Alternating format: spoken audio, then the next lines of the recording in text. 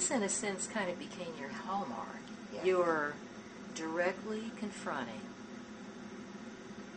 on their same level Yes. to discuss until they change.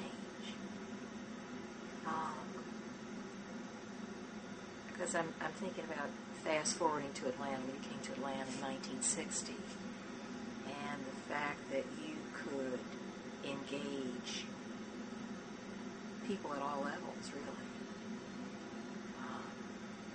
to change. I'm even thinking about Calvin Craig. It's been my history. KKK. Can you share with us how you engaged him and what happened to that story? Yes, it's one of my favorite moments, one of my happiest periods. And I'm often asked, has one thing stood out? And I often say no, because I've had so many wonderful experiences in my life. But when I think about what is in my spirit to want people to want to change, he's probably the best example. He was a man who was the Grand Dragon, which is their highest officer in the organization, is the Grand Dragon. He and I met. What had happened, the way we met, the Model Cities program, which was a federally funded program but operated in the cities. Mayor Ivan Allen, who was the mayor of this city, asked me to serve over there in that neighborhood as the community relations person, which means it was my job then to relate to the 6 communities. The Model Cities is really a model where you use various diverse neighborhoods, bring them together, and then see how you can make all of their needs be met. Well, Adair Park was one of the neighborhoods. Adair Park was a white community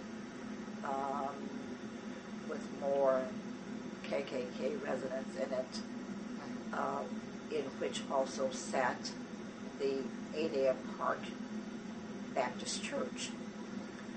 Calvin Craig was one of the leaders of that neighborhood, and our job was to bring all 5 or 6 of these neighborhood leaders together. I was told there was going to be a KKK person in the group.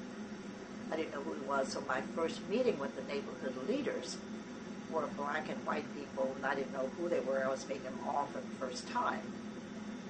At that time, I'd already been on television, so people knew who I was by my identity, but didn't know me intimately.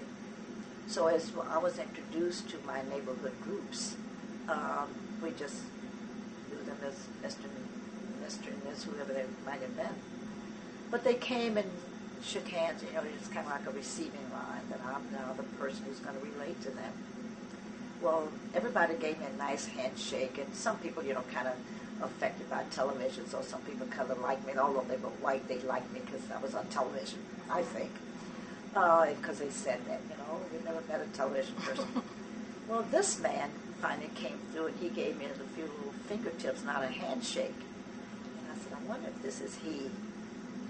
Well, I learned later it was. But I noticed him in the group because he kept moving his chair as people would come in, you'd be obstructed in your view. He always wanted to be sure he saw my face, and he'd, move. And so I noticed him. It wasn't until the next day, he came to my office and he said, I'm Calvin Craig, and I met him by name, but he went on to tell me who he was by identity. Ku Klux Klan, Grand Dragon. And I said, oh. And he would just talk every day.